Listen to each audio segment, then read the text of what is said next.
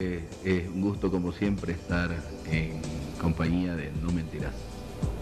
Qué difícil, ¿no, ministro? Cuando un gobierno llega, se hace una transición en 2 meses, se le van pasando los informes a los ministerios. En este caso, ni un día de transición y 8 días de una intensidad, de un ritmo incesante de hechos. Qué difícil empezar un gobierno así, ¿no? Claro, sin lugar a dudas. Y más difícil, como usted decía, cuando uno llega a un ministerio y no existe un proceso de transición, cuando encima, además de ello, se encuentra con un clima social bastante convulsionado, donde no puede preocuparse de la parte administrativa, operativa de un ministerio, porque tiene que estar prácticamente en la calle, tiene que estar de reunión en reunión. Nosotros en estos 8 días, no le exagero si habremos tenido unas 80 a 100 reuniones en estos 8 días con distintos sectores, con distintos movimientos sociales, comunidades originarias, campesinas, y lamentablemente eso impide un trabajo, digámoslo así, efectivo en el desarrollo del ministerio, pero sí productivo en lo que se transforma en una finalidad o un propósito, que es la de tratar de darle la pacificación al país que todos queremos, que todos estamos buscando. No la hemos logrado, sin lugar a dudas, ¿no? Está todavía convulsionada la situación, sí, pero creo que con diversos sectores sociales hemos llegado a tal extremo del diálogo, que hemos concertado muchas cosas, hemos logrado que prácticamente este grupo o estas personas, estos movimientos sociales, estos sectores sociales, vayan prácticamente oyéndonos y viendo que no somos prácticamente lo que se les había pintado.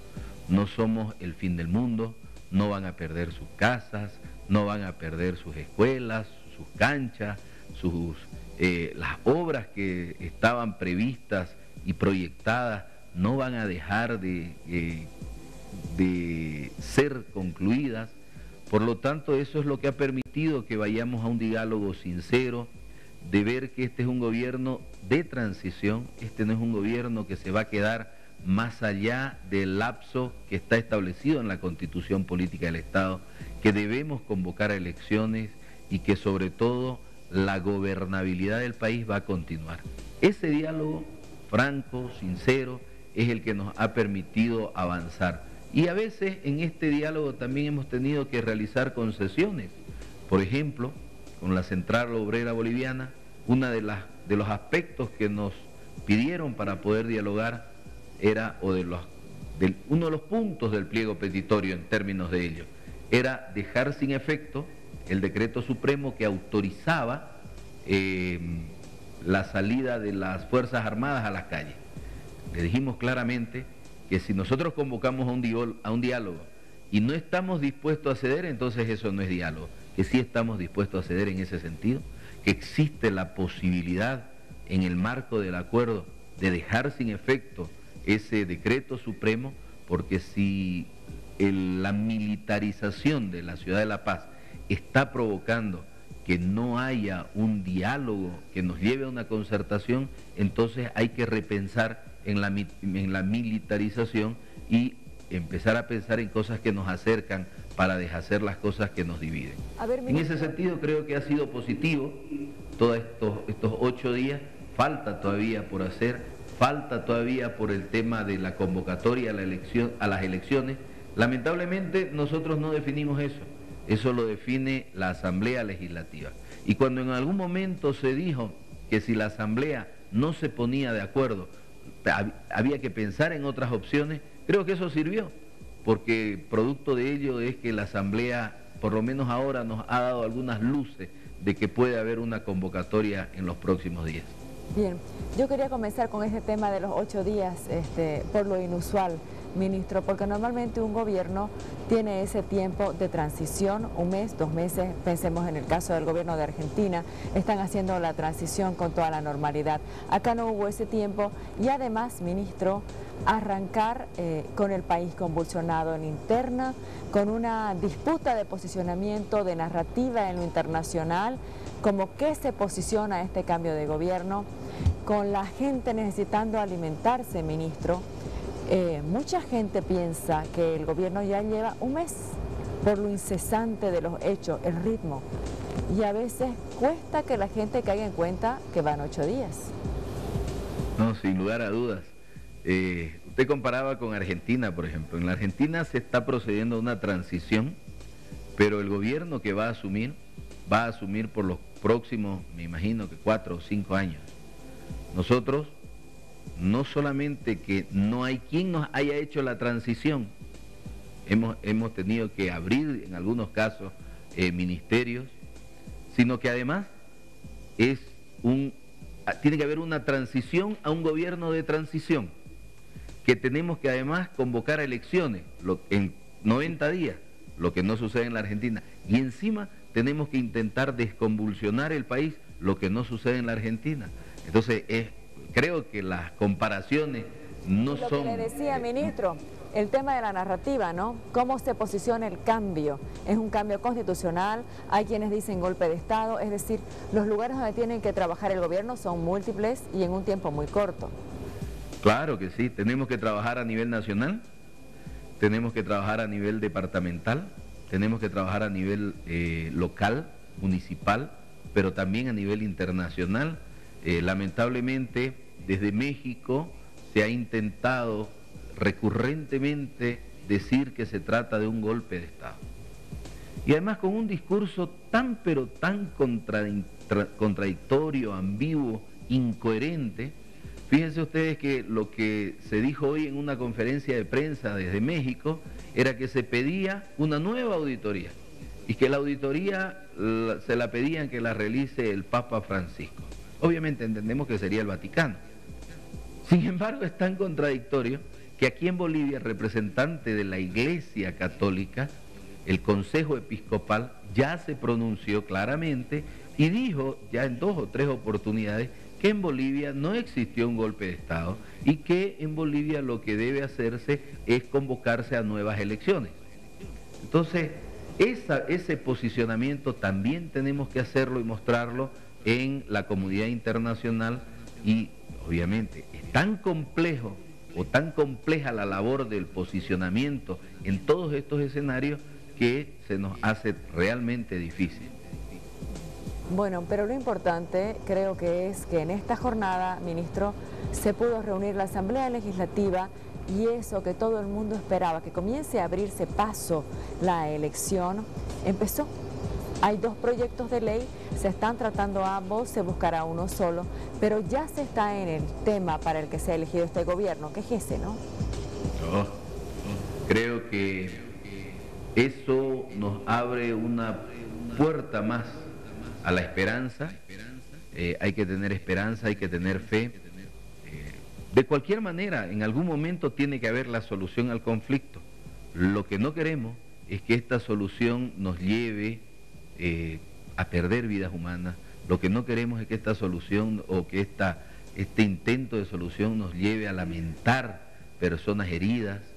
Por eso es que mientras más rápido lleguemos a la consolidación de a un proceso de pacificación, va a ser mejor. Y creo, sin lugar a dudas, que la convocatoria a elecciones, cuando se dé, va a ser un factor determinante para poder lograr la pacificación del país.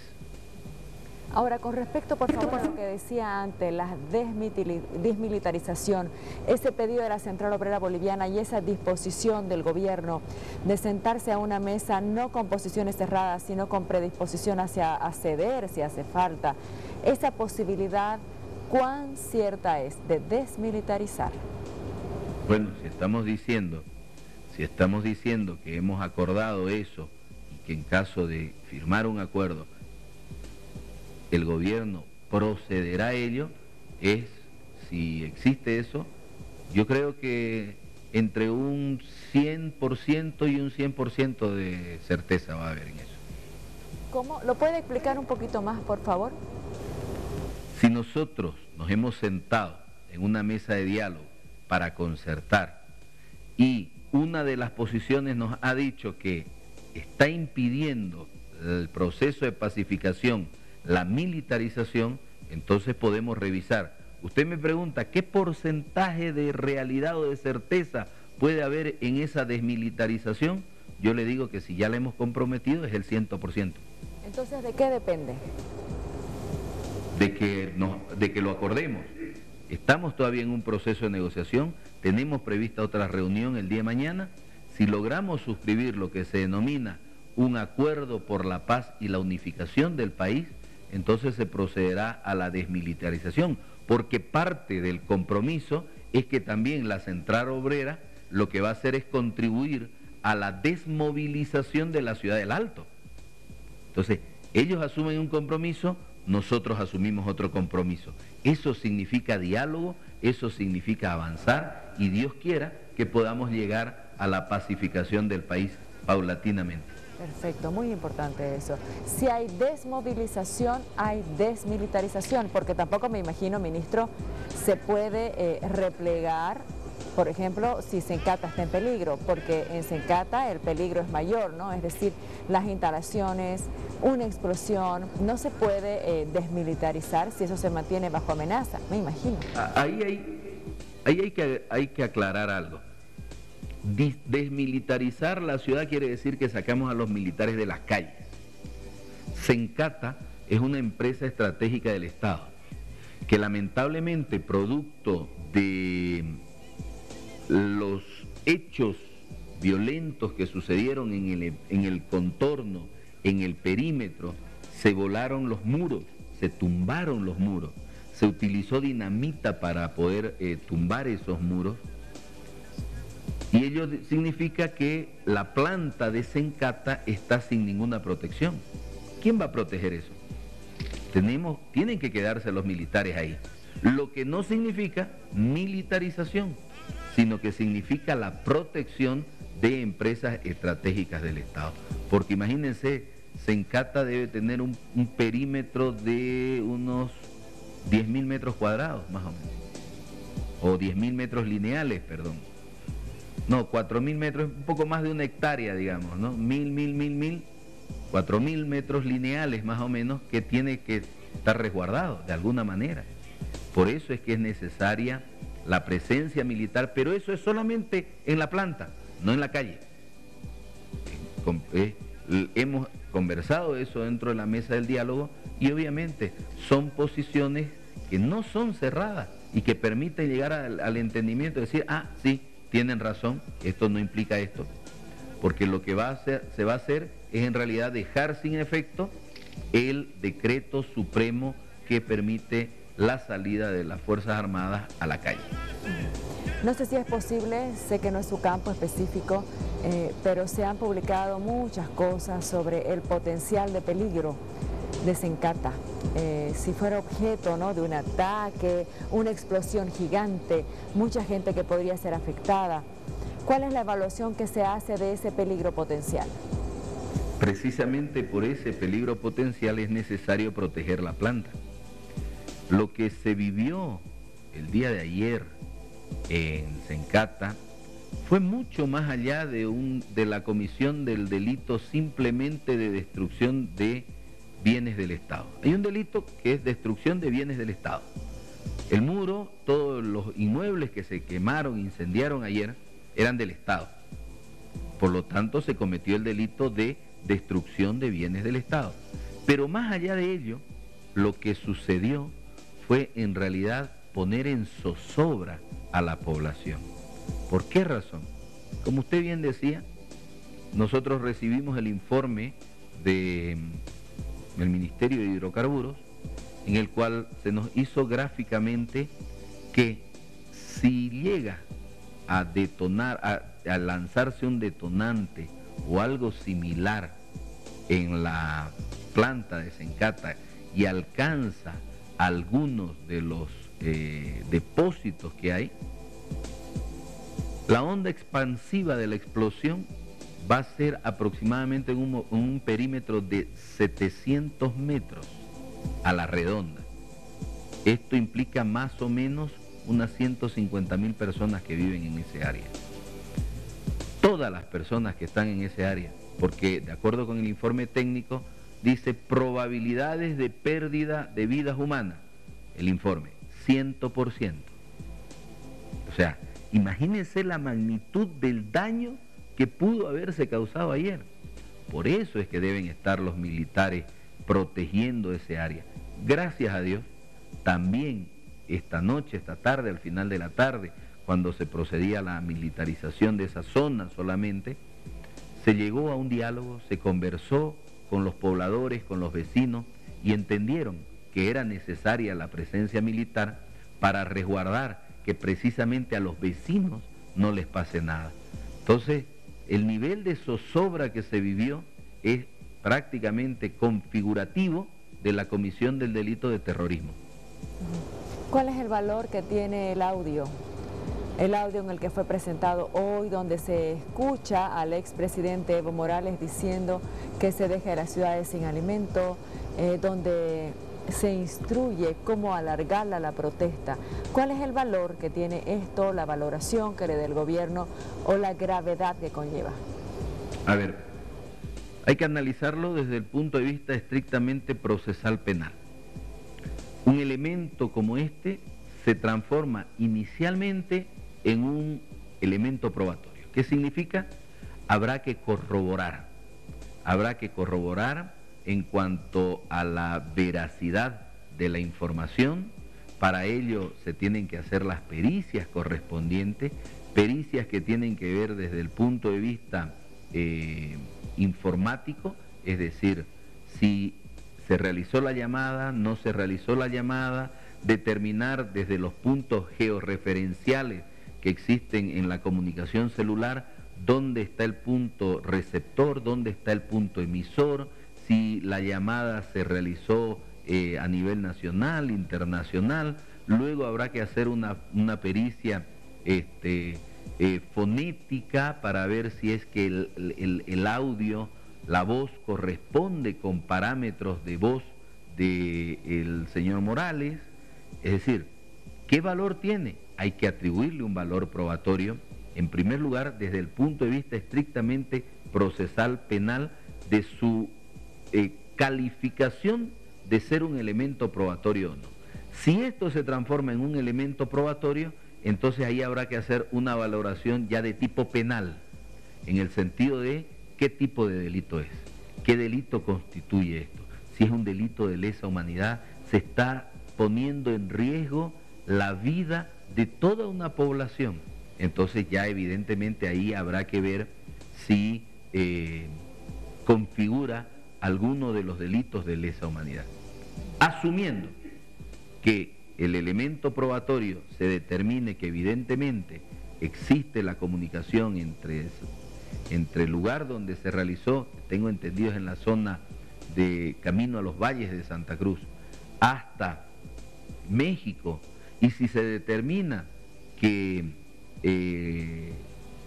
la conversación es atribuible a Evo Morales, entonces él ha cometido delitos de lesa humanidad y deberá responder por eso.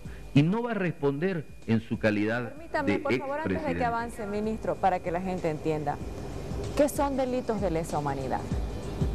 Delitos de lesa humanidad se constituyen cuando afectan no solamente a una persona. Por ejemplo, un homicidio es cuando alguien mata a otro.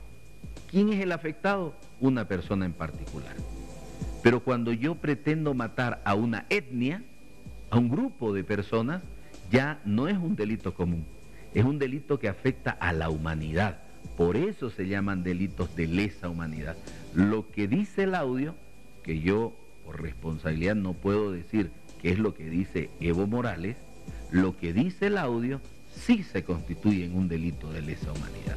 Y si se comprueba que ese audio corresponde a el señor Morales, entonces ahí la justicia podrá iniciarse un proceso, que de hecho ya se inició el proceso, pero podrá atribuirle la responsabilidad a don Evo Morales y podrá iniciársele un juicio común, no un juicio como una alta dignidad de Estado, porque no es lo mismo cometer un delito en el ejercicio de sus funciones como cometer un delito como persona natural particular. En este caso, el señor Morales si el audio es del señor Morales, él habría cometido el delito habría cometido delitos de lesa humanidad que implican un genocidio, por lo menos en grado de tentativa, claramente manifestada la tentativa, y él deberá responder no con su investidura de expresidente, sino conforme a un ciudadano común y corriente. Se lo deberá citar a declarar, deberá concurrir, si no concurre se le deberá librar una orden de aprehensión, y esa orden de aprehensión habrá que activarla a nivel internacional mediante un aviso un aviso de comunicación roja, y se activarán a nivel internacional todos los mecanismos de aprehensión y captura del señor Evo Morales. Con respecto al informe de la Defensoría y del IDIF también, que habla de 8 muertos ayer en Sencata, ¿están las auditorías, los informes forenses o todavía? No conocemos el informe en detalle del Ministerio Público, nos hemos quejado, ya hemos expresado nuestro malestar con relación al Ministerio Público, ya cada vez se van sumando más las voces de pedir la renuncia del señor fiscal general. No nos olvidemos que el señor fiscal general fue una persona íntimamente ligada al movimiento al socialismo, desempeñó varios cargos dentro del gobierno del movimiento al socialismo, tanto en el órgano judicial, tanto en el Tribunal Constitucional, tanto en el órgano ejecutivo cuando él fue parte de Diremar y luego terminó siendo fiscal. Entonces, evidentemente que nos da susceptibilidad. No puede ser que hasta la fecha no se hayan realizado las autopsias, todas las autopsias correspondientes. En materia de medicina forense, minuto que pasa es cada vez más complicado realizar una autopsia con mayor objetividad y con mayor precisión. Pero serán las autopsias las que determinen este tipo de hechos, cuántas personas fallecieron lamentablemente, serán las autopsias las que determinen además la causa de la muerte, se tendrán que hacer pericias balísticas para determinar qué tipo de arma de fuego era, cuál es el ángulo de penetración, si hay ángulo de salida, cuál es el ángulo de salida. O sea, son muchas cosas las que hay que investigar y que bien pueden hacerse en los primeros 2 o 3 días de investigación. Fíjense ustedes que en el tema de los fallecidos de Sacaba, hasta ahora no tenemos el informe pericial balístico. Ministro, que no sé si el dato es real, que al fiscal Lanchipa se le han pedido muchos procesos contra gente ligada al MAS y que normalmente él anuncia que los va a iniciar, pero normalmente no los inicia. ¿Es correcto eso? No lo sé. Debo ser responsable, ¿no es cierto? No me consta ninguno de esos procesos. Que la gente diga muchas cosas es una cosa. El Ministerio de la Presidencia tiene que ser lo suficientemente serio como para afirmar cosas que solamente le constan. En ese sentido desconozco si hubiesen habido razones. Lo que sí puedo afirmar es que están demorando las autopsias. Nada más puedo afirmar algo. En el tema de la grabación de la presunta llamada, ya se estaba investigando en la ciudad de Santa Cruz. Es más, el señor Yucra, que era el que hace la llamada, está declarado rebelde dentro de un proceso por tráfico de sustancias controladas. Y resulta que cuando el Ministerio Público le solicita al fiscal que lleva a cabo el caso que le facilite el mandamiento de aprehensión de este señor, el fiscal dice que él no lo tiene. Pero que además que ya había coordinado con Sucre. Cuando uno dice que ha coordinado con Sucre, se entiende directamente con el fiscal general. Quiere decir que no se siguió un conducto regular, Fiscalía General, Fiscalía Departamental, Fiscal de Materia. ¿Y por qué se coordinó directamente con Sucre? Porque la información que tenemos, y aquí también debemos ser objetivos y responsables, no verificada, es que el fiscal que atiende ese caso tiene una vinculación de parentesco con el fiscal general. Pero lo que es peor, resulta que cuando este proceso investigativo en Santa Cruz estaba avanzando, viene una instrucción de la Fiscalía General diciendo que el fiscal competente para este tipo de delito es el fiscal de la Ciudad de La Paz. Y por lo tanto ordenan que se remita a la Ciudad de La Paz. Fíjense ustedes, mayor susceptibilidad todavía. Había una investigación en curso en Santa Cruz con celeridad, con eficacia y eficiencia, y resulta que se pide que se remita a la Ciudad de La Paz. Se lo pregunto de manera directa, ministro, por favor. ¿El gobierno confía en el trabajo idóneo del fiscal Lanchipa? El gobierno le ha dicho de frente, mirándole a los ojos, a través del Ministerio de la Presidencia, al señor Lanchipa, que desconfiamos no parcialmente, totalmente de su objetividad, porque le hemos dicho claramente que él ha sido un funcionario funcional o una persona funcional a los intereses del MAS. ¿Qué lo ha hecho cambiar?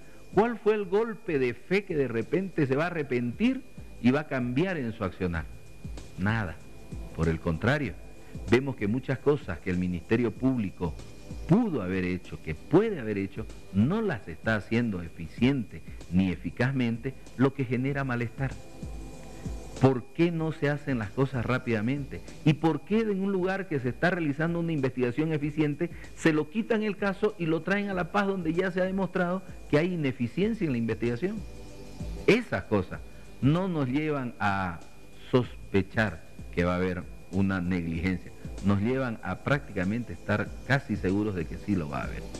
Muy bien, le agradezco, ministro de la Presidencia, Aires Justiniano, por estar en No Mentiras. El agradecido siempre soy yo. Muchas gracias. Buenas noches. Y como todas las noches, yo tengo un consejo muy importante para tu futuro. Estudia Mudabol y es